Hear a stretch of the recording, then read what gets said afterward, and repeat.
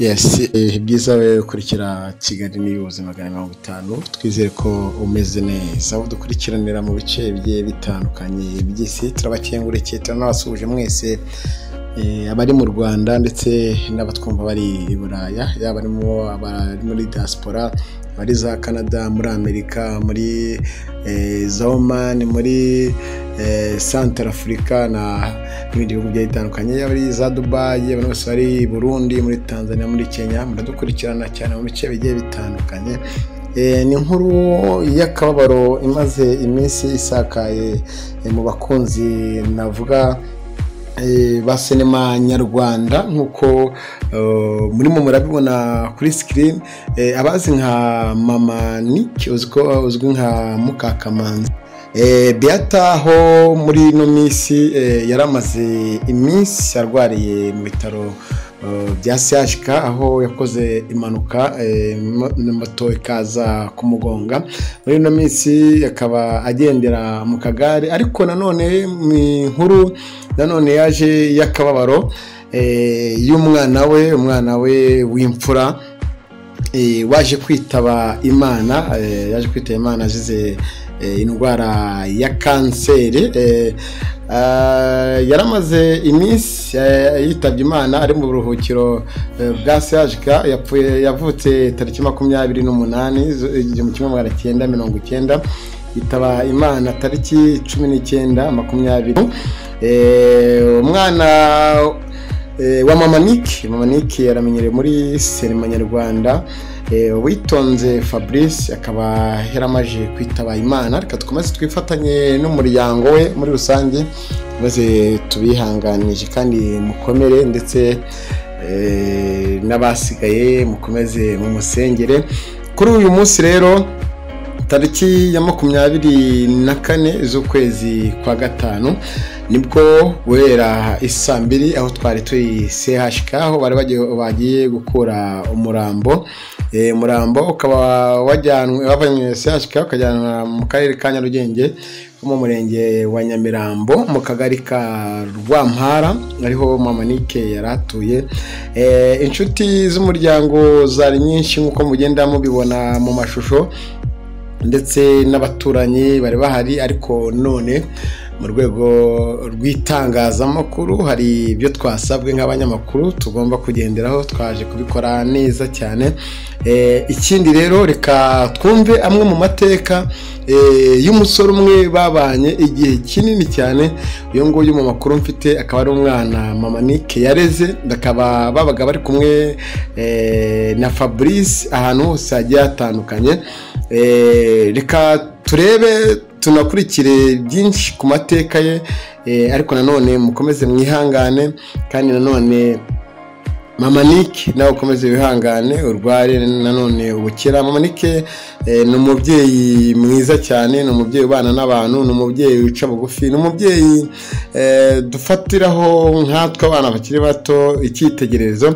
Ariko gahunda yo gukura umurambo CHK ni yari guhera saa 2 zuzuye, hanyuma saa 3 bakaba ari kumusezeraho mu rugo, ndetse na misa akaba ariho iza kubera. Hanyuma saa 7 nibwo umurambo uzabo kujyanwa Rusororo mu karere ka Gasabo.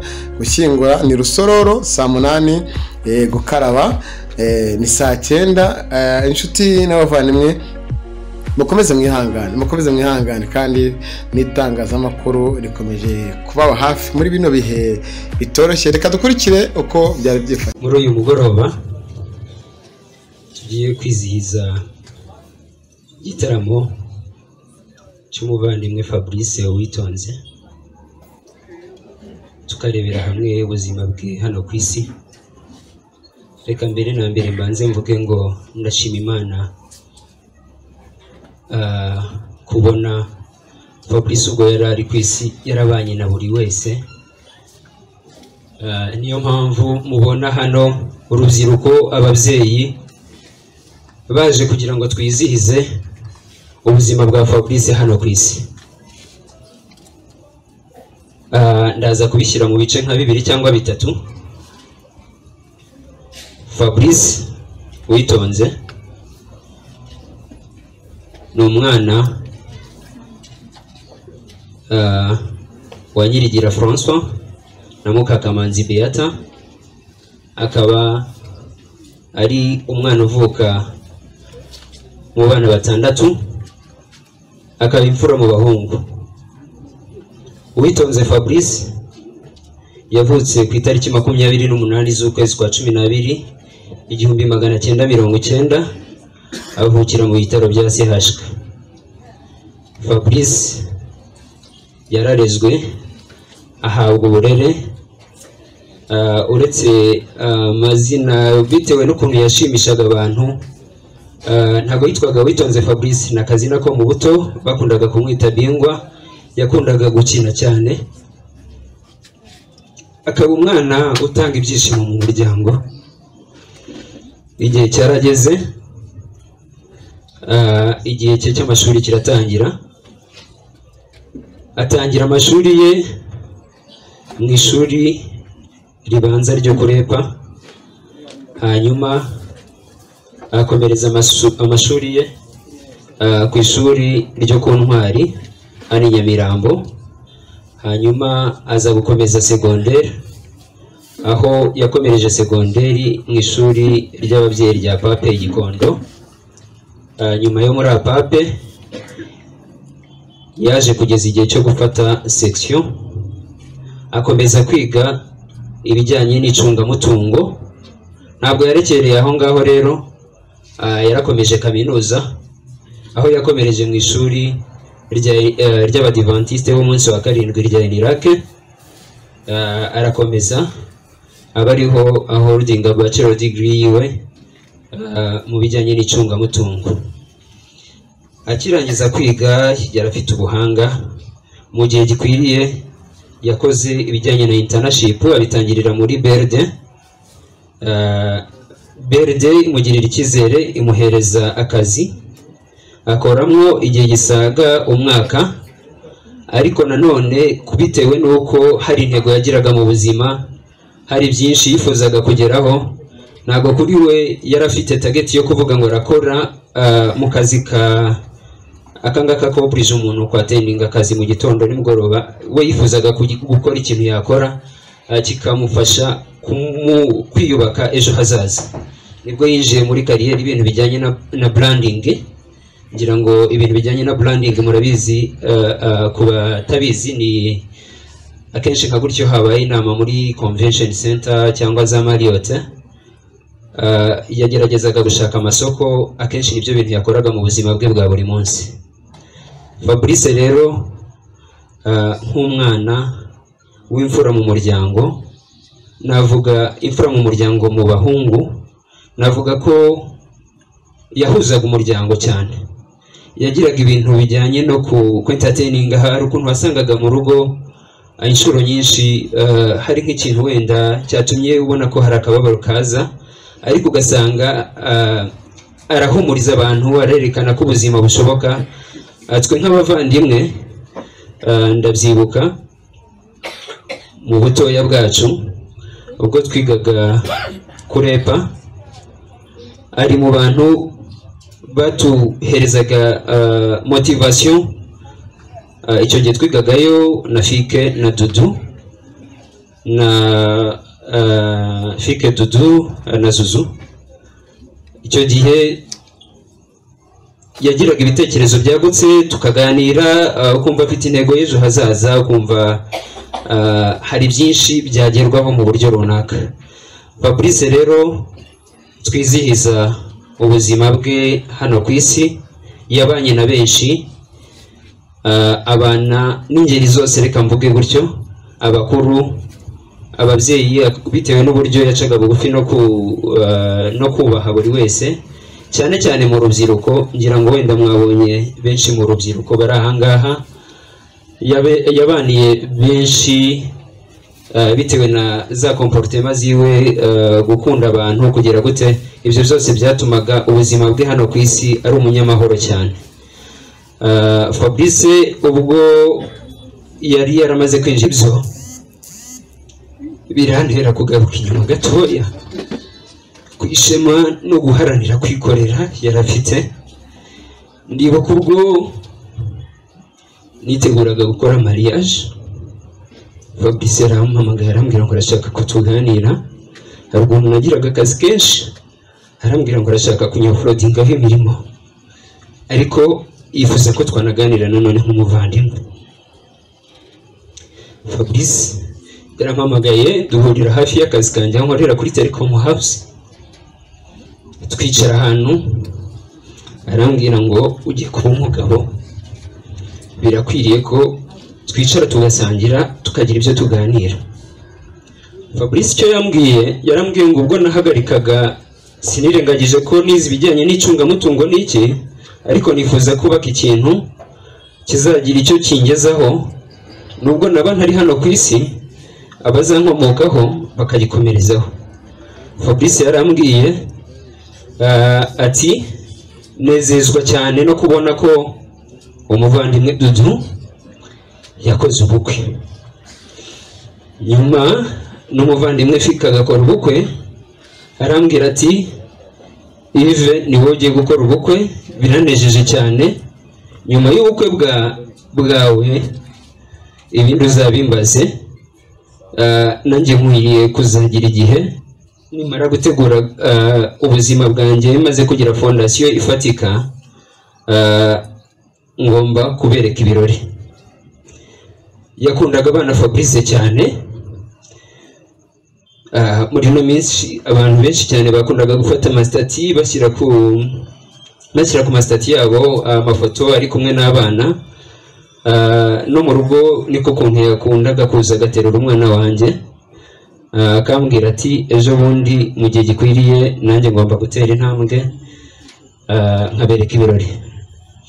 Fabrice ahita ategura muri ubwo buryo, atangira kugenda yiyubaka. Murabizi ku muntu w'umujene aravuga ati nkeneye kugura ikibanza nkatangira nkubaka, ariko ikibabaje nuko wenda umwanya nk'uyu nguyu ibyo yari yifuje atari ko bigezweho, kuko mu gihe gito yagishize ngira ngo abenshi byagiye bibatungura cyane. Njye ntekereza ko hari na benshi twahamagaraga tubabwira ko ari kwa muganga bagatungurwa, ariko ntaragera ku gihe cyo kwa muganga.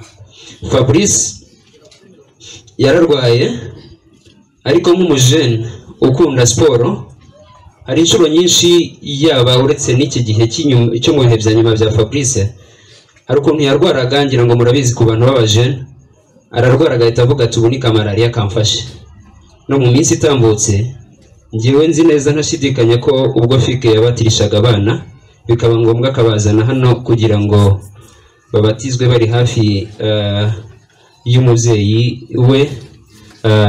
Ari uko Fabrice icyo gihe twari turi kumwe, nta byumweru bitatu ndumva bishize yarakomeye, kuko nibuka ko twasoje icyo gihe hamwe n'abandi bakuze be, abakuzine bari hano ba Gikundiro bose barahangaha.